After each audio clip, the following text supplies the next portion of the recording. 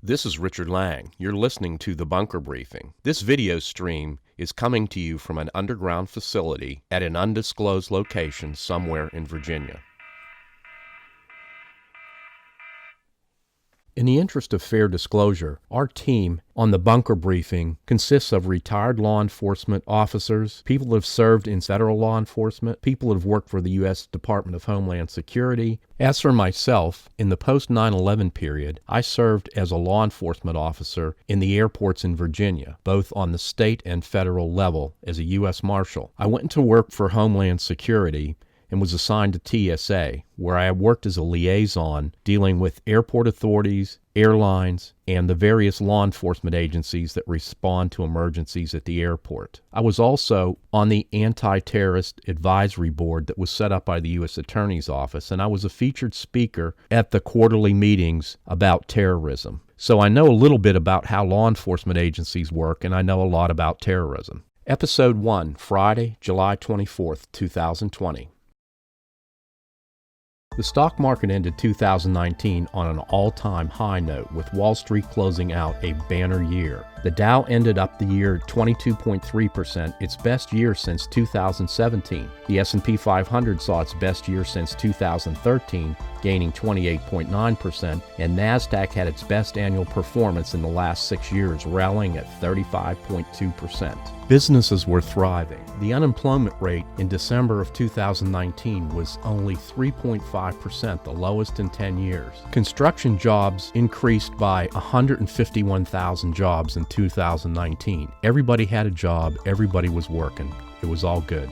Grocery stores were in abundant supply, with fresh, luscious foods and no lines. Store shelves were stocked full of merchandise, without any sign of shortage, and no one ever worried about toilet paper.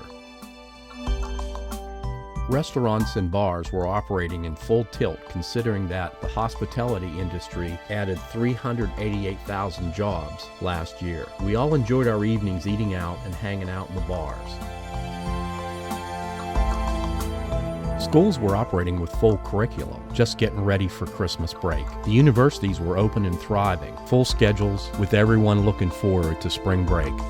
Spectator sports were enjoyed by everyone, considering that stadiums and public arenas were booked to capacity. In Virginia, we love our beaches. The hotels and shoreline restaurants were thriving, even in the off-season. During the holidays, right before Christmas, I was in Pittsburgh visiting friends. We spent the afternoon Christmas shopping and had a wonderful late-night dinner in town. The next morning, my friends helped me wrap some Christmas presents, and I headed back to Virginia. I decided to take the scenic route and drive through the mountains into West Virginia.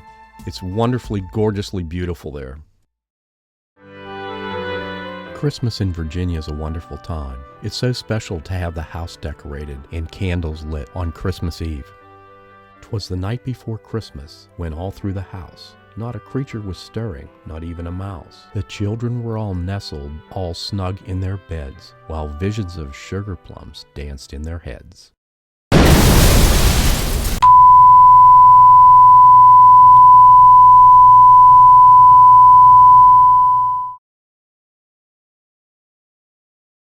In January, we all woke up in the middle of a nightmare.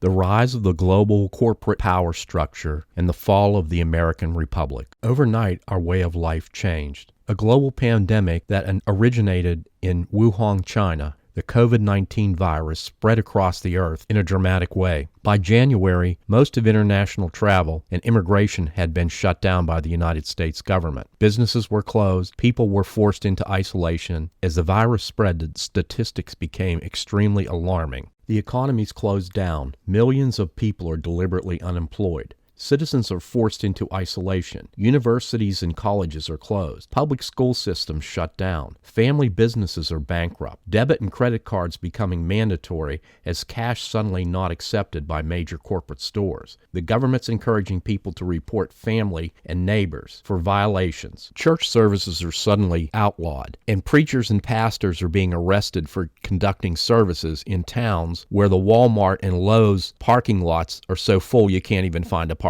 space. In the middle of all this chaos and insanity, the stock market keeps going up. Corporate profits are skyrocketing, and the billionaires are getting richer and richer. Wow, what just happened? Our constitutional rights are being challenged, particularly freedom of speech and the Second Amendment. There have been massive attacks on police officers and law enforcement agencies. Police are murdered in the streets. Police cars are set on fire. Municipalities actually defund police departments and close police stations, while mobs destroy monuments and take over sections of cities. There's violence and looting in major cities, unchallenged by public officials. Then the governors release thousands of criminals from prison and jails. Websites and YouTube channels are taken down, and millions of books in public schools are being destroyed. For the last couple of months, Joe and I have been talking about producing a podcast.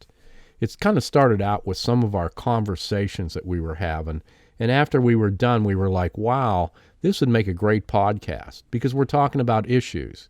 And we're hoping to create a community of guys like ourselves, security or law enforcement background, and how we're going to look at issues maybe a little differently than some other people would. Hey, Rich, how's it going? Good, thanks. Well, basic background, I'm a retired law enforcement officer, 26 years, extensive interview and interrogation training and experience. Analysis. Been retired now for 9 years. Had a very good career. Excellent casework. Yeah, we've been talking quite a bit over the last several months and just kind of dissecting and picking apart the current trends and current news that's going on across the country and the basic upheaval in the past 5 or 6 months where this nation's really been upended, and the root causes for that, some of the connecting of the dots that we've put together. And our conversations were starting to extend to a good 45 minutes to an hour or more. And I remember you saying one time we really should try to do some type of YouTube channel or podcast on this. We've been discussing about doing the bunker briefing for a few months now, and finally decided to just pull the trigger on it and get it off the ground. There's a lot going on out there. And there's a lot of guys like us that are like-minded and are concerned about the same issues. As you and I have talked, we've talked to a lot of our friends, and we're all kind of on the same page. We're trying to create a community with this podcast. Well, I think that, especially with this whole COVID-19 Wuhan flu lockdown that's been going on across the nation, I think a lot of people are starting to feel a little isolated, but I'm sure they're feeling a little isolated. One of the things we talked about, the common man, common woman, who's looking at the events that are going on and they're trying to make sense of it. We have some interesting stuff, I think, that people would like to hear and to get input back. Well, I think with a podcast like this, we're going to share our ideas and hopefully get some really consistent feedback from some of the listeners so that we can have a community of people that are trying to figure out what's going on here. Exactly. I mean, take us, for example. We're going to be just like other people that are probably listening to this now that are in different states, but come to find out that the commonality of us as Americans really is true.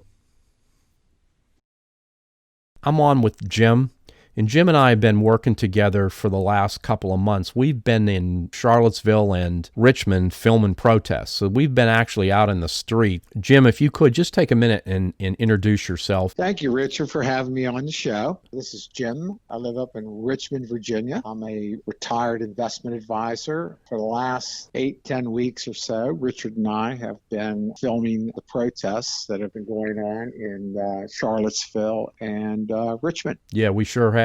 It's been a transforming event. It's been a big moment in my life trying to understand where we are here as a nation. We've been down in the streets filming these protests that, for the most part, they've been very peaceful, but we're a little surprised at the demographics. Women are out there in force, almost, there's certainly a majority of the protesters out there, regardless of race, are women. Well, I think we were surprised. We filmed, we were at the, it was Virginia 5,000 man march. It was a Black Lives Matter sponsored event, and we were a little surprised because about 65% of the people there in the 5,000 man march, about 65% of the people were white females. Peacefulness, I think. It was peaceful. What do you think, Richard? Well, I think that for the most part, both in Charlottesville and Richmond, the people that show up for those protests are essentially nonviolent. They're there. They're very sincere about the causes. They act in a peaceful way. Some of the signs have obscenities on them. They've been really blasting the police, which makes me feel bad, but generally I would say that they've been very peaceful. I think that some of these things, when they turn violent, you've got outside agitators that are brought in to stir things up and start fights and stuff like that.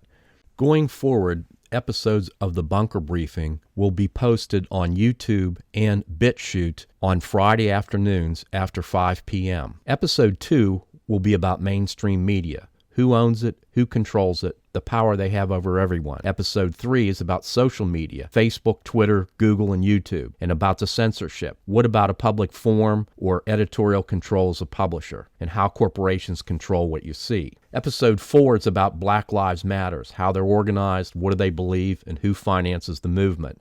Episode 5 is about Antifa, the anti-fascist protest movement. Episode 6 is about law enforcement, defunding and defending police, municipalities and cities closing police departments, and how do we help to support them. Episode 7 is about QAnon, the storm, the Great Awakening. What's that all about? As a final note, the Bunker Briefing is produced by Lang Online Media. Lang Online Media is not sponsored in any way. We're not paid by any individual, corporation, or political action group. All members of our team, including myself, serve without compensation, with only the interest in socially conscious issues. We all have our beliefs, preferences, and political views. However, on this site, we're doing our best to keep all of that out of the content we post, with the exception that we support law enforcement and the protection of police officers. It's our intention to produce honest, factual content and to publish information in a non-biased way that allows our viewers to listen to our podcasts, watch our videos, and draw their own conclusions.